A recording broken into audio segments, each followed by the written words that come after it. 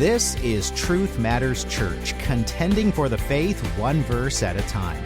Connect with us at truthmatterschurch.org. Thank you for downloading this week's devotional titled Husbands and Wives. I'm Associate Pastor Jeremy. The holy union of a husband and a wife is a beautiful, sacred, and mysterious thing.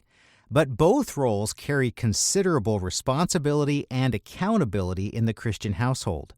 Here in Ephesians chapter 5, the beloved apostle segues from instructing believers on how to act in the world to how to act among other believers, and he begins a lengthy discourse on appropriate behavior within the family. As we'll see, biblical principles often stand in blunt contrast to the world's ideology. This may be truer today than at any other time in recent history, but God's truths are never changed by societies. They are eternal, and they are always for our benefit. See 1 Timothy 3, verses 16 and 17. In Ephesians 5, verses 22 to 24, the Apostle Paul wrote, "Wives, be subject to your own husbands, as to the Lord. For the husband is the head of the wife, as Christ also is the head of the church, he himself being the Savior of the body. But as the church is subject to Christ, so also the wives ought to be to their husbands in everything." Paul begins talking to families by addressing husbands and wives. He reminds wives to be subject to your own husbands. The Greek word here for subject is hupotasso, which contextually speaks of rank or the willful submission to another in authority.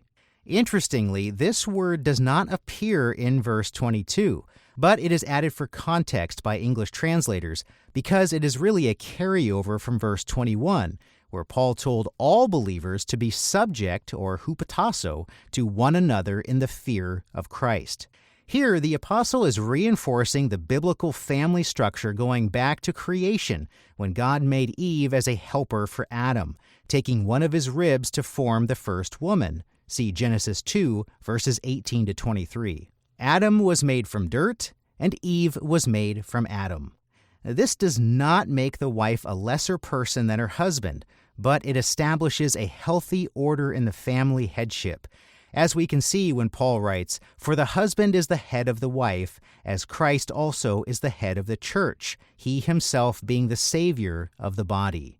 The uncoerced submission of one's own will to another is a distinctive and tangible way to demonstrate love, just as Christ submitted his will to the Father in all things. See John 12, verse 49, and Philippians 2, verse 8.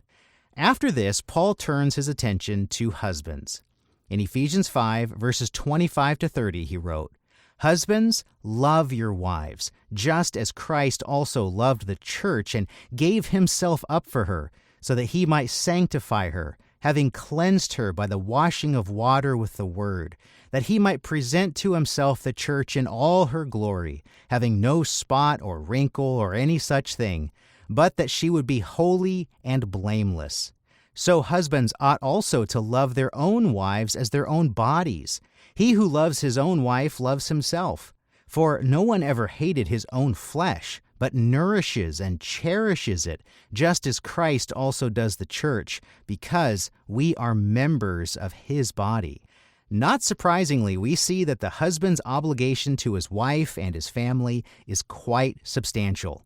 First, Paul says husbands must love your wives just as Christ also loved the church and gave himself up for her. This is a sacrificial love, in Greek, agapeo, which is active, it's emotional, unselfish, giving, gentle, merciful, and kind. Paul went into great depth on what genuine Christian love is in 1 Corinthians 13, a very famous passage that is similarly placed amid unflinching instruction and correction on behavior in our Christian circles. Paul further expounds on Christ's love for the church when he says, "So that he might sanctify her, having cleansed her by the washing of water with the word, that he might present to himself the church in all her glory, having no spot or wrinkle or any such thing, but that she would be holy and blameless." Paul highlights Christ's work in our salvation by associating it to his willingness to submit to the Father in all things. In context, Paul appears to be saying that a husband must be just as diligent and determined in being a Christ-like leader for his wife and family, always seeking to help deepen their love for the Lord. Perhaps another way to look at this is that husbands should live in such a manner that it is though we might even one day present our own wives and children before Christ. We also see the command for husbands to love their own wives as their own bodies. This is a tough mandate, and it requires husbands to be radically unselfish in their behavior and especially in their thought life.